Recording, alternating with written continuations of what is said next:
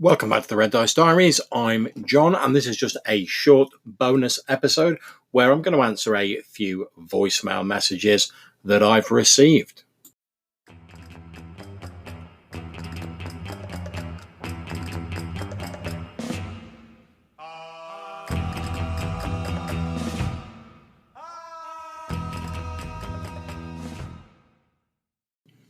And the first message I've got is from that wily devil and my fellow Purple Worm host, Pete Jones. So take it away, Pete. Hi, fellow Purple Wormer, Pete Jones here. Just want to say, good episode you did on the property and finance for Lamentations of the Flame Princess. As you say, it's easy to port across to any of the other types of BX systems, so it really give it a good look is if you're interested in that. The other thing I think Lamentations did really well was their Encumbrance system. It was the first system that I used in a game where all the players used it.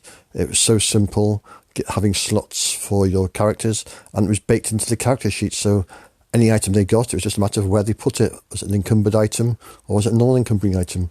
And that gave you the movement. So yeah, Encumbrance is one that also really helps, and I think a lot of games since then have devised simple encumbrance systems which players actually use, because let's face it, nobody ever used the original one in D&D. Far too complicated. Cheers, dude. Speaks again soon.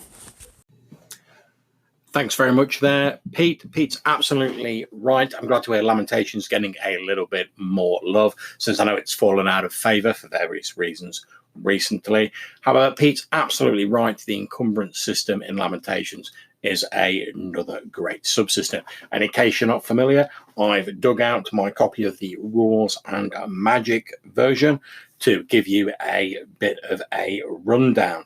Now, essentially, Lamentations of the Flame Princess governs encumbrance by a number of points, and depending on how many points you have, that determines how encumbered you are. The more points you have, the more encumbered you are, and that affects your movement.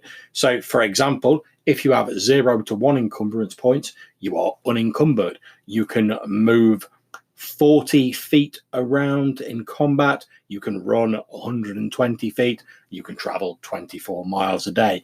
If you have 5 or more encumbrance points, you are over encumbered. Your movement drops down to 0 feet in a combat round, 0 feet for running, and you can travel no miles a day. You can literally not move. You're weighed down with so much stuff.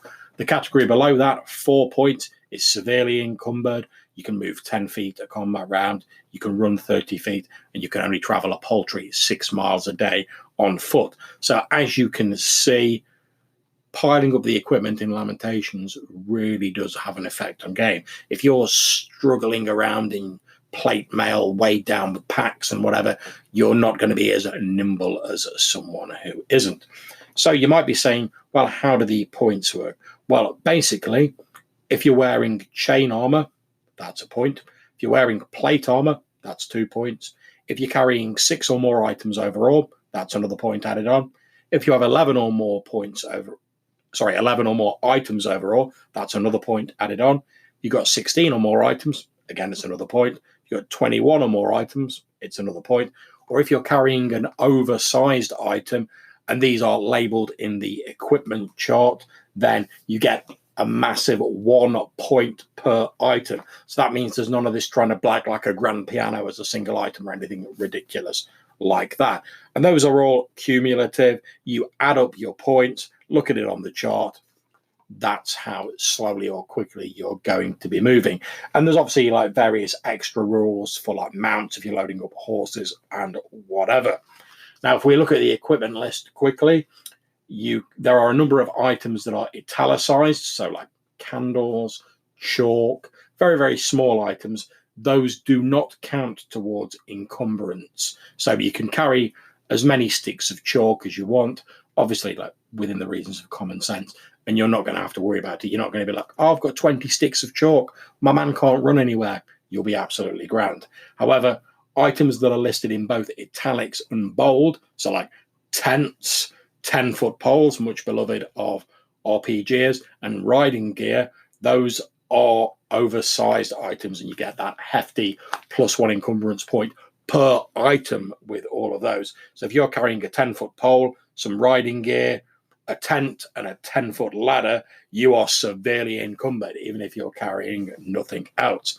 And as Pete says, this is a really simple system when you get into it.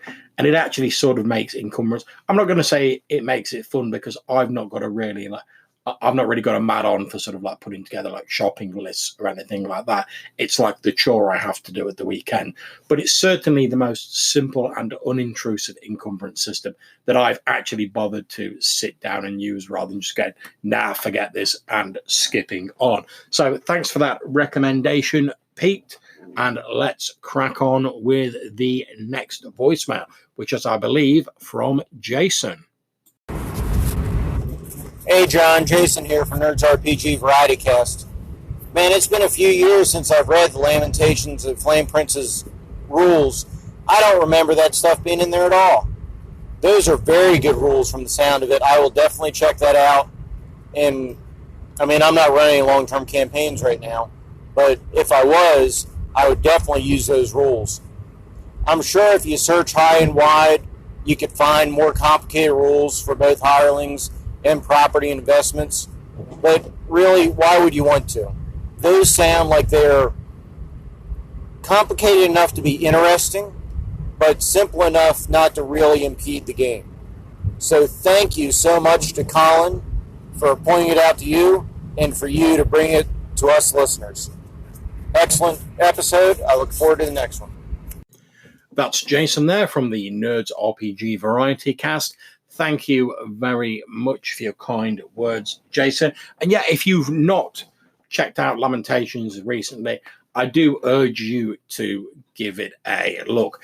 It's one of what I like to call my fallback RPGs. And I may do an episode about this in the future, but it's one of those RPGs where if I'm running like another OSR game or even another system, and I'm thinking, oh, how do I do this? What's a simple and fun way to do this that's not going to, as you say, interfere with the game?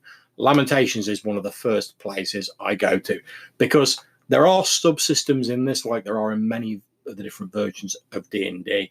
But I don't know what it is about Lamentations. They never seem to take their eye off the fact that it should be simple, streamlined, and fun. It adds a flavour of something to the game, like with the rules for hirelings and property from my previous episode that you referenced in your call.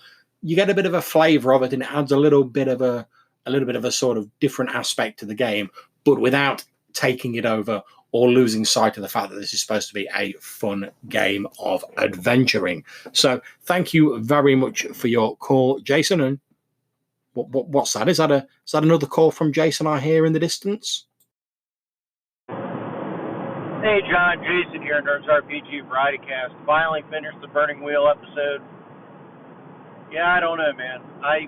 I would definitely be interested in playing a game like that. I worry about a company like that doesn't maybe fully support their products. And when I say that, like, talk about, well, they may or may not produce a bestiary in the future, and some of the stuff's hard to get. I understand why they don't want to put PDFs out there. Honestly, PDFs of all the Burning Wheel stuff is out there, illegally. So they might as well put it out there and sell it, because people like me would buy it. But yeah, it seems like a neat system, neat idea. I don't know if there's enough support for it and enough people willing to play it that would justify the expense of getting into it. But it was great listening to your player report, so thank you for that. That's Jason again there from the Nerds RPG Variety Cast. Thank you very much for your call, Jason. Yeah, it's a weird one, because although, as I'm sure you've worked out, I'm an unashamed fan of Burning Wheel. We've done a couple of podcasts talking about it. There's a couple of actual play videos that I've done up on my YouTube channel. I'll put links in the description, where Johannes Pavela has kindly run some games for myself and Matthew Bryan, who are both faces, or at least voices, you may recognize from some of my longer group podcast entries. And we've really enjoyed that. It's been great fun. It's not been as complicated or difficult to get into as I thought it was going to be. But yeah, I do sort of agree with you. The whole no PDF things is a little bit weird, to be honest. Now, it doesn't really bother me, and I can sort of see the philosophy that I've heard sort of quoted, that they want you to buy like the rule book and treat it as an artifact, and I can see that because the rule book is pucker in terms of the quality. It's absolutely gorgeous, and for me, because obviously suffering from epilepsy and stuff like that, I can't read PDFs on screen for any length of time without going cross-eyed and getting a headache. So for me, if I like something, I always end up getting a hard copy anyway. But I think if that wasn't the case with me, I'd certainly find it even stranger that they don't do PDFs. And like you say, there are various sort of knockoff PDFs out there. Not that I'm encouraging people to go and look for those, because I think, if the amount of effort that's gone into Burning Wheel, if you do want to get into it, you should definitely buy the book and throw some money at Luke Crane's way. But yeah, it's a strange one. Likewise with the lack of a decent bestiary and the sort of odd sort of drip feed sporadic release schedule that they seem to have, there do seem to be a number of factors that would discourage a casual person from just sort of picking it up and giving it a go, which seems a little counterproductive to me. And I suppose you could say, well, the game's written from a point of view that you have to put a certain level of commitment into it, and perhaps the sort of way it's done sort of weeds out people who might not be able to do that. But at the end of the day, if you want your game to be popular and to get more people playing it, to make it worth releasing stuff in future, you want to make it as easy as possible for people to get in stuff.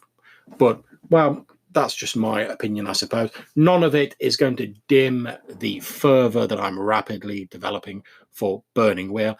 And I'm hoping once I've got a few more games under my belt, and maybe I've put together like a cheat sheet for myself, just a quick reference sheet, that I might actually dive into running a game myself. But as I say, despite the fact I'm playing a sort of short campaign and maybe a few one-shots at the minute, I do really think that Burning Wheel is written for campaigns. And that sort of stuff is often quite difficult to get together, player schedules and stuff like that. But we'll see where things go in the future.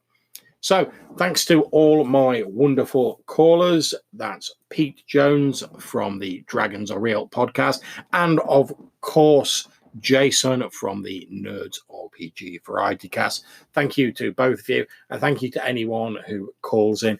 I really do enjoy listening and answering your voicemails and putting out these little bonus episodes. It's one of the great things about Anchor and the OSR Anchorite community in general. So thank you very much to listening to me ramble. I will see you soon. Until I do, take care, and whatever you're playing, have fun and enjoy yourselves. See you soon.